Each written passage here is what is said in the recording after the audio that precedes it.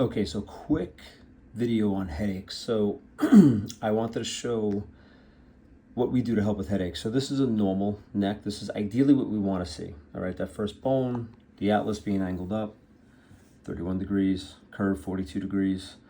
Now here's the thing. I'm going to give an example of a 12-year-old because people think, oh, when I get older, that's when I have issues because it's my age. Well, this 12-year-old is brought to us. By the way, I've been doing this since 2001. We've had amazing results with headaches, migraines, tension headaches, just pressure around the eye, sinuses, all different types of headaches, all different presentations. And the way we approach it is we say, first of all, that, structurally we want the spine to look like this. Now, this kid's 12 years old, okay? 20 headaches a month. The reason that he told me that he's getting the headaches, that's my bad handwriting, is stress. That's what that's supposed to say.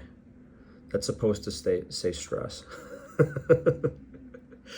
Okay, 12 years old. And you might be thinking, well, 12-year-old, oh my God, with headaches. He said it's stress from school, sports, family, what have you. We have a lot of teenagers that come in with all different types of symptoms. But let me just show you his neck. This is his neck. Okay, so key thing. It's supposed to be curved. First bone. It's supposed to be angled up. So that's the first thing we do is we take pictures under gravity to see what the curve is. Then what we do that's really unique is we do a motion study, we do a penning study, which is a flexion extension view. We do a 4-view motion study. We do a lateral, we do flexion extension, and A to P. Okay. What's that mean in plain English? We want to see which bones are stuck. So to work on this, it's 3 main things. It's adjustments, which chiropractic adjustments, if you don't know what they do, because people ask all the time, even patients that start care with us, even patients that have been under care, they just forget. Why would you be thinking about it? They just like to be reminded, wait, what's this doing again? So one simple thing it does is it gets the joints moving. It gets these stuck joints moving, these stuck bones moving. Subluxation is when the bones are stuck, locked up. Now that's a really easy, simple explanation, which I love.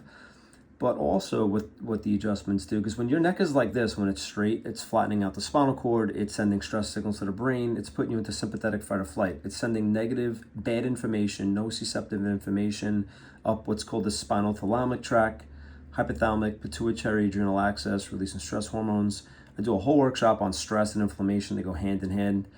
It is, what he said stress, it's actually a good answer, believe it or not. And you might be thinking, 12-year-old, what kind of stress does he have? And you can throw in the gaming, the texting, the fact that, the tech neck or whatever you might call this. But what the adjustments do is get this moving, get the stuck joints moving.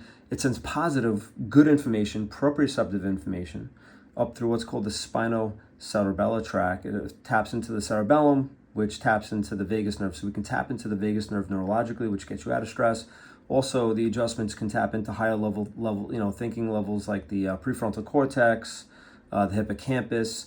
It gets us out of stress response. It just does so many things. But the 3 things that we're doing to try to correct this, one is the acronym is A for adjustment, T for extension traction. Now, he just started, but we're going to do extension traction. His mom's been a patient for a long time. I did a talk at her school a while ago, years ago.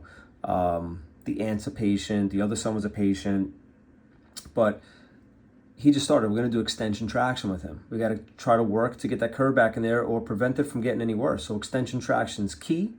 So that's the T. And then exercises, specific posture exercises, specific exercises to work on this.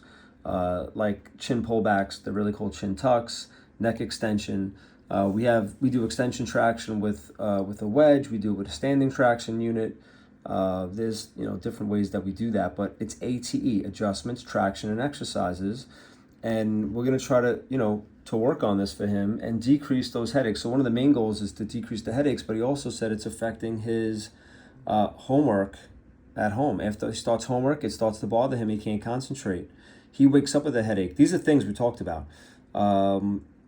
He says that during especially math and science class, it bothers him, I guess, when he's really focusing. So it's affecting school. It's affecting his just quality of life.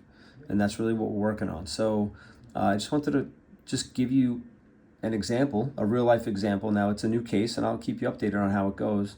but we're looking forward to helping this guy, okay? And if you know anyone that's suffering from headaches or migraines, let them know about this. Ask them if they've ever considered having this checked, because a lot of headaches actually are caused from the neck, believe it or not.